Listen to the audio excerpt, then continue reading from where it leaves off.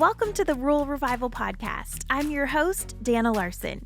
Today we're sitting down with Justin Christman of Roadside Q in Fort Payne, Alabama. Justin made the move to Fort Payne from Denver, Colorado, and introduced the first food truck to this rural area. His business has now grown into a new brick-and-mortar restaurant right on Main Street in Fort Payne, where they just recently celebrated their grand opening. So here we go with Justin Christman.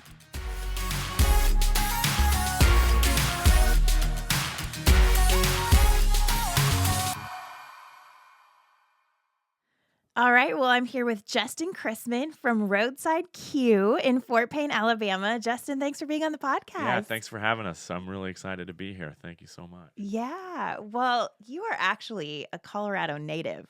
Yeah, that's right. I was born and raised in Colorado. I went to school in Cincinnati, but I always felt like being drawn back to Colorado, being an outdoorsman and skiing. But I met my wife out there, and she's originally from the Fort Payne area. And when we had our first child, Everett, she kind of had a calling. She said to me that she kind of wanted to get back home and get closer to her parents so that they could have their grandkids around. And it took us a little while to figure out how to do that. I was working at the Hard Rock Cafe and Rock Bottom, managing the front of the house side of restaurants. And it was a good job. I enjoyed it, but I was working long hours, as most people do in the restaurant industry, and didn't feel like I was home as a family man. And she had an interview to get a job as a teacher in Fort Payne and ended up getting the job. And then we were like, okay, now what? Okay, like this might actually happen. And the Denver housing market turned to be from a buyer's market to a seller's market, and we put our home on the market, and it sold within like 10 minutes. It was over. So we were moving, and then it was like, well, what am I going to do? And we talked about, getting a job at another corporate restaurant or doing something like that again. And I just felt like that wasn't going to be enough for me, and it wasn't going to be enough for my family. And I've always had a passion for barbecue and cooking and being in the kitchen. And we decided that we would take a stab at trying to do something on our own. Awesome. So you actually brought parts of this industry that you had worked in for a while, but transitioned that a little bit into this new business. So tell us about that whole process. Yeah, I mean, you learn every day. You want to learn something new, and you can take bits and pieces, good and bad, from your prior job experience with you. And so we wrote a business plan, and our original idea, we always wanted to be a brick and mortar, but we didn't feel like as a family we wanted to expose ourselves to that financial obligation or liability if things didn't work. And of course, when you are thinking of being an entrepreneur, doing something for yourself, you know that risk is always there. So you want to try to mitigate that as much as possible, but still have the dream and the opportunity for something better for your family. And we decided that we would start with a food truck, and then number one, do we enjoy doing it enough to make it a career? And number two, do people respond and enjoy what we're preparing for them? And three, can we make a little bit of money doing it? And we felt like the food truck option was a good fit for us to get it started. And, then we came out here, and there was nothing like that here. So we were like, okay, great. We can be the first one on the block to have a food truck or to try something like that, which in the major cities is kind of all the rage right now. Absolutely. Which is great because it gives chefs and people an opportunity to put their food out there for the same reasons I just told you, of not being exposed so much to a brick and mortar. So it was an interesting start. It was fun, but it was challenging, definitely. Yeah. So what was that like? Because in Nashville, you see that all over the place, and you're bringing it to this area. What was that like? Something totally new that they hadn't. Yeah, it was familiar with. It was fun. It was a challenge, and it was interesting. I mean, we originally thought that with our food truck, we would travel from like Rainsville, Fort Payne, and Albertville. We would be there for one day and set up. And then as we started getting things in place, we decided that let's just set up in one location. That way everybody will know where we are. In the cities, you know, a lot of people are in tune to social media and they track you, and the food trucks know, hey, the food truck meetup is at such and such a park on Thursday, and they know that you're always going to be there. Because we were the only food truck in the area, there was nothing like that available where people could say, okay, there's going to be 5 food trucks at, you know, the city park in Fort Payne. So we felt like just being in one location was a good option for us, and that's, you know, how we started. And the location that we had was great. It was a fenced-in lot. It had picnic tables, covered seating, and, you know, then so we opened, and it was just people would come by and they say, you know, I've driven by here every day for, you know, since you've been open, and I didn't really know what you were doing down here. Like, are you selling concession trailers or picnic tables, or what are you doing? And we're like, no, you can come here and eat. Nice. But the people were receptive to it. I mean, I think once they stopped and saw what we were doing, they were very receptive. And, you know, I think in small communities, word of mouth travels is king. You know, you can have Facebook and all the other social media platforms, but in a community like this where it's really tight knit and everybody knows, you know, everybody, word of mouth is what's gonna get you where you need to be at the end of the day. And I think we had people that were receptive to that and would, you know, that was our, people would say, oh yeah, I told so and so about it, and then, you know, that person would come and eat. So yeah, that's great. Well, tell us a little bit about your menu too, because I know you're putting a new spin on barbecue. Yeah, so we you know, it was important to us right out of the gate to be integrated in the community. So, you know, all of our meats are pasture raised, antibiotic free, and non-GMO that we get from local farmers in the area. And I met Fudge Family Farms as our primary pork producer, and he has been providing like high-end chops and pork loin and baby back ribs to the Birmingham and Huntsville markets for, I don't know, probably 30 years. And he had a need to get rid of some of these cuts that those high-end restaurants necessarily wouldn't know what to do with, like a ham and the pork chop or the pork shoulders. And so it was kind of a nice niche for him and for us, and it's a two-way street when you're working with a local farmer, you know, that he's got this product that he cannot necessarily sell, and now we have a need for it. And so it worked out well. It was a great partnership right out of the gate with Fudge Family Farms, and we're really lucky that we've continued with that relationship. So That's great. Yeah. So was your goal always to eventually open a brick and mortar, or? yeah, I mean, we thought that was kind of the original idea, is to get in and open a brick and mortar. And then as you get down to the nuts and bolts of it and realize, you know, there's a lot of expenses there, and we felt like the food truck option was a good option to get things started and then to see if we can build upon that. And I think that's the key, you know, I think in the restaurant business, it probably translates to most entrepreneurs out there, is, you know, you have to take baby steps, and you have to build it as you go, and you have to be the face in the name of the brand. And I think that has worked well for us so far. I mean, we just made that transition into a brick and mortar 2 months ago, and it's been nice because we've had the food truck. We have a base customers that come, or our guests that come to us when we were the food truck. So now we offer an indoor dining for them, and I think that's made a big change for us, and it's really been helpful. Yeah. Yeah, that's great. So your restaurant is located right here on Main Street in Fort Payne. And yeah, yesterday I got to be here for the ribbon cutting with the Fort Payne Chamber of Commerce. And it was really great because I feel like I got to celebrate this dream coming true for you. And it was so much fun to be there and just see all the excitement around this new place. So tell us a little bit about what role the Chamber of Commerce and even the Main Street program have played in you actually getting into that physical location. Yeah, I mean, I think we wouldn't be here if it weren't for the help of the Chamber and Jen McCurdy and Tim Harris and the Fort Payne Main Street. When we were originally set up in Rainsville, Tim Harris's wife was my son's kindergarten teacher.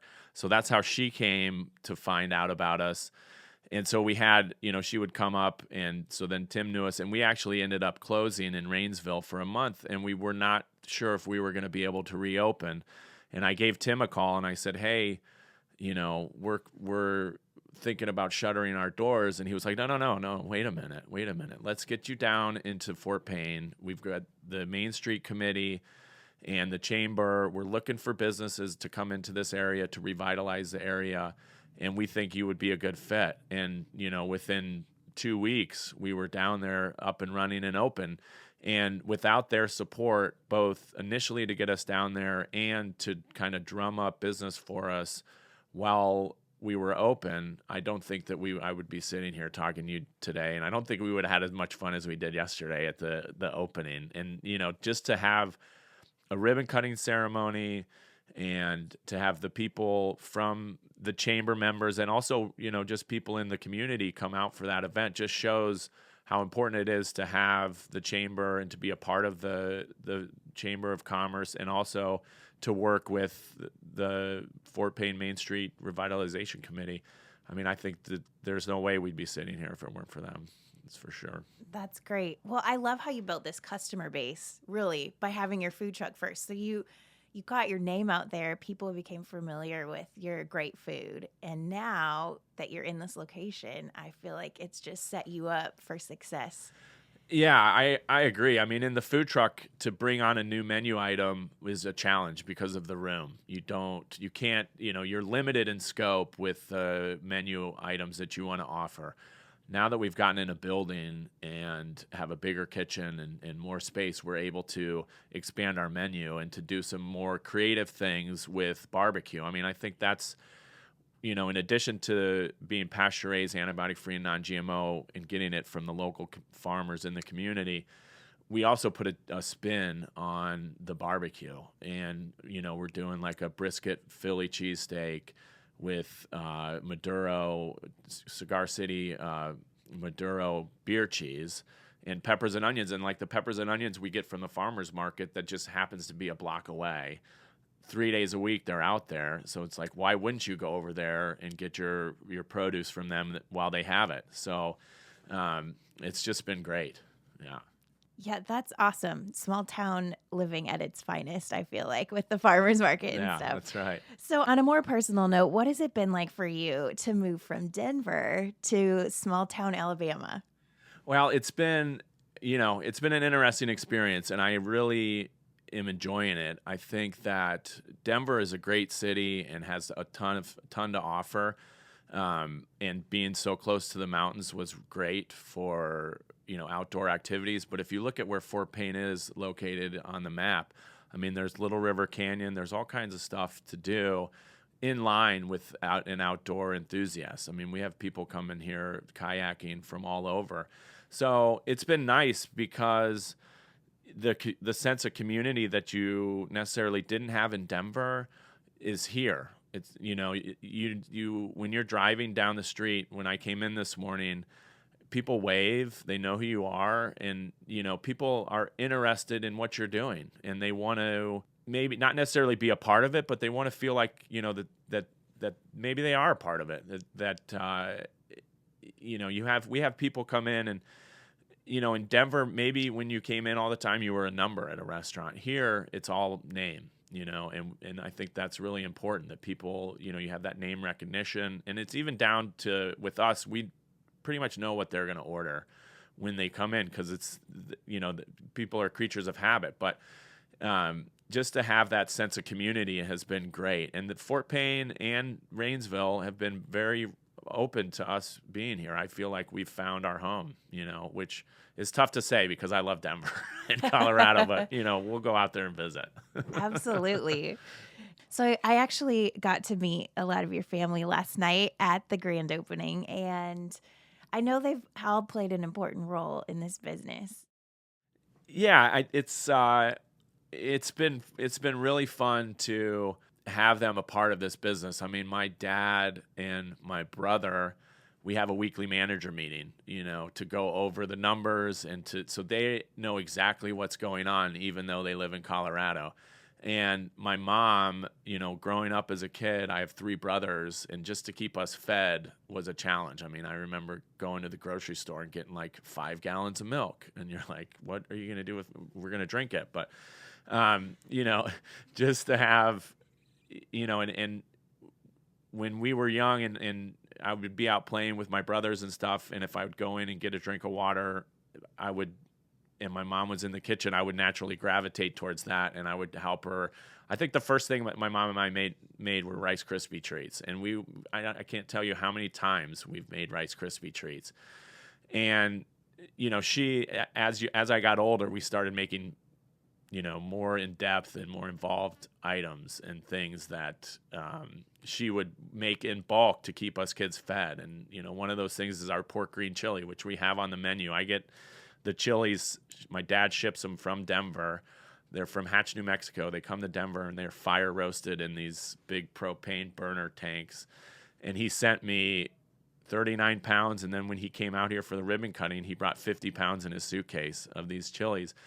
But that's one of the things that that my mom and we would make. And you'd make it once, and then we'd make, we'd have breakfast burritos with the green chili smothered on top, and then we'd have green chili soup and all these other things. So it would last a long time. So to have them here and to see kind of how this has all played out, it's one thing to talk to them on the phone about it, but to have them actually here is quite another. I mean, when I was talking yesterday, it was really hard to hold back tears because I was so excited to have my mom and dad be a part of that. And I was never formally taught in a kitchen, and everything that I learned from my mom and dad. As far as the grill, my dad had the old Weber grill, the red Weber charcoal grill, and would fire that up on Saturday afternoons, and then in the kitchen with my mom. It's wonderful. Absolutely. Yeah. That's great. Well, what advice would you have for somebody thinking about taking a risk like you have? I know it's been a learning process, so what would you say to them? Yeah, I think that, as Warren Miller once said, if you don't do it this year, you'll be 1 year older when you do. And I think that, to have a well thought out plan and to take the risk. I mean, this still may not work out. Hopefully it does. But I look back on the last 4 years and I have no regrets. It's been challenging. There are times when the chips are down and you want to throw in the towel. And I think you just don't give up. I mean, there's always a way. There's a way out, or there's a way to get things going in a different direction. And initially when you're going through that, your idea, I mean, it's nice to have, I'm a dreamer and my wife is grounding, and it was really nice to bounce not only ideas, but have to say things, hey, well, let's do this. She's like, you're crazy. We can do something like that, but let's bring it back a little bit, and to take baby steps, because if you just go and expose yourself financially and in all other ways, it might not work out, and then you're kind of going to be caught. But if you take your time and just kind of build it and make sure, in the restaurant industry, for me, the most important guest is the one standing right in front of me. And to make sure that you're meeting the needs of that individual, I think in the long run, you're going to be fine. And I think when I told my friends about moving from Denver to Fort Payne, Alabama, one, they didn't even know where that was. And two, they're like, you're crazy. You're going to go into a small town and open a business.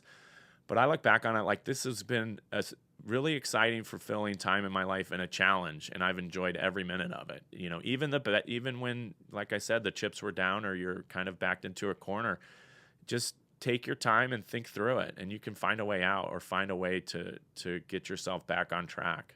Definitely. I say go for it. And just for people, I mean, you came into this community not really knowing anyone besides your wife's family. So what advice would you have for someone coming into a brand new community without that network of people starting out? Yeah, I mean, I think number one, family. I mean, Heather's family has been very supportive of this whole deal. And just, mentally, emotionally, and their support has been great. But I think you got to believe in what you're doing. You got to be proud of it every day, and you got to do your best to put your best foot forward. And we've had people that have come to the trailer, and we had a couple guys. They have a lawn business, and they came up and they were like, the first question we usually get when we were in the trailer is, "Where are you guys from?" And when we tell them, they're like, "Well, what do you guys know about barbecue? Alabama, the South is supposed to bring barbecue to Colorado. You guys, And so we're like, okay, well, just try it and tell us what you think. I mean, I think you'll enjoy it. I think we do a really good job." And so they took their food, they got back in their truck, and you just heard them going like, "Oh my gosh," and they came out and they were like, there's a phrase, and it's not derogatory, but a Yankee comes and visits, a damn Yankee stays. And they were like, you damn Yankees are welcome here at any time. This food's excellent. So, if you can stand whatever you're doing, whatever that translates to, barbecue, or if you're selling a widget, if you believe in what you're doing and you hold yourself high and you're proud of it, I think you've got an opportunity to win over your customers or your guests. That's great.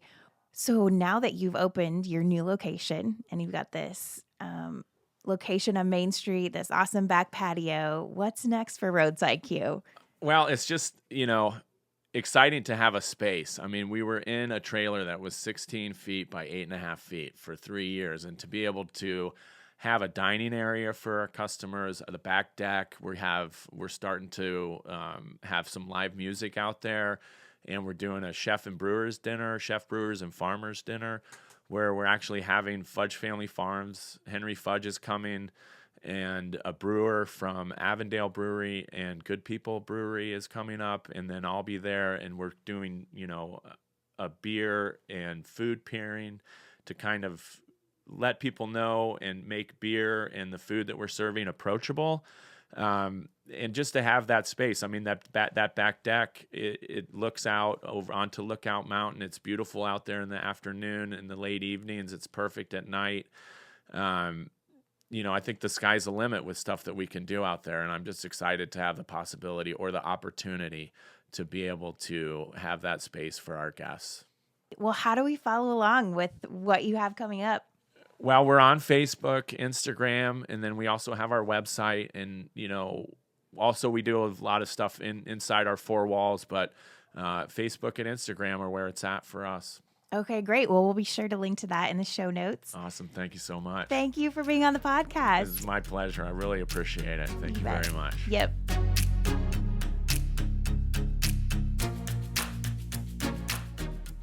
Well, I love how Justin got creative with his passion for barbecue and cooking and built a business around that. And as I mentioned in the interview, I had so much fun being there to celebrate this dream coming true for Justin and his family. There's no doubt they are very loved by the community, and the food is next level. It's so good. Well, thanks for joining us, and thanks again to Justin for being on the podcast. We'll be back here again next week. Have a great day, everybody.